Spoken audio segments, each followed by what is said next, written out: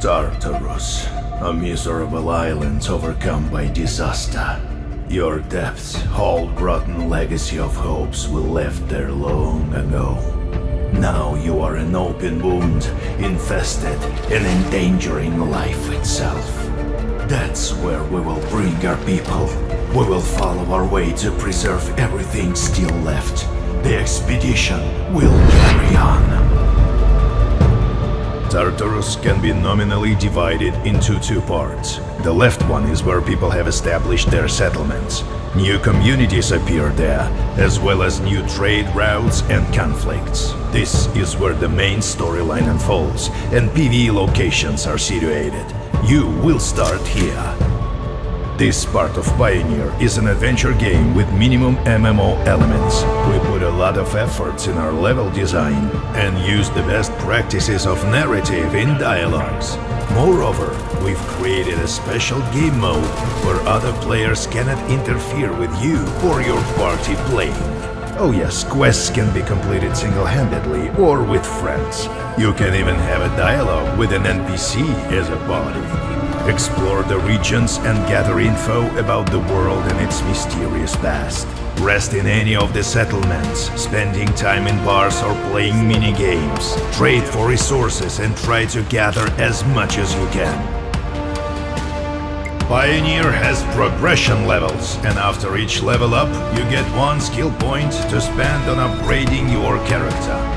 This can make playing easier, but without creating builds, you won't have that big of an advantage on the battlefield. Yes, your armor and weapons itself are quite more important. Upgrading and efficiently using your equipment is what actually shows your progress through the game.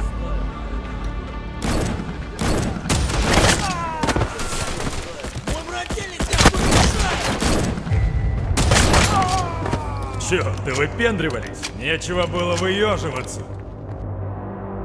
Just like certain monster slayer, a skillful character in Pioneer needs two guns, one for killing monsters and another for punishing teammates or, rarely, other players.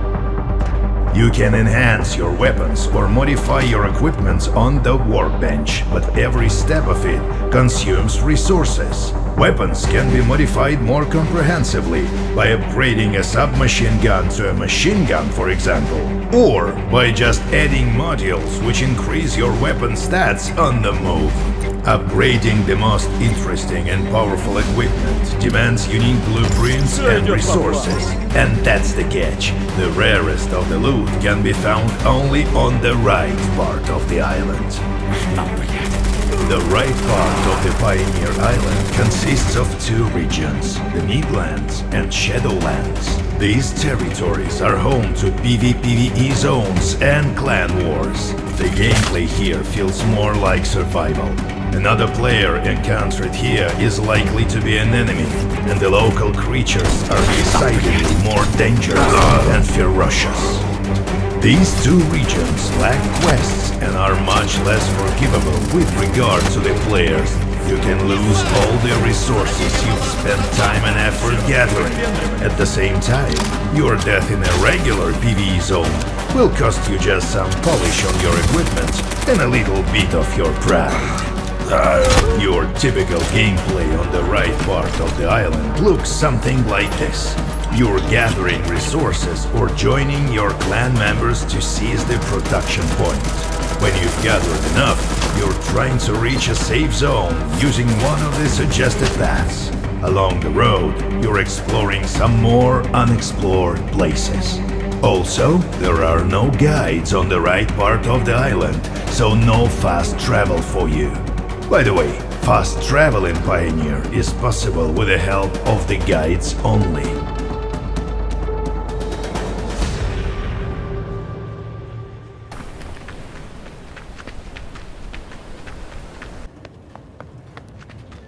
In addition to PvP, MMO fans will enjoy our raids and world bosses adapted to the realities of MMO FPS. After all, it would be fun to see how familiar activities look in unfamiliar conditions, wouldn't it?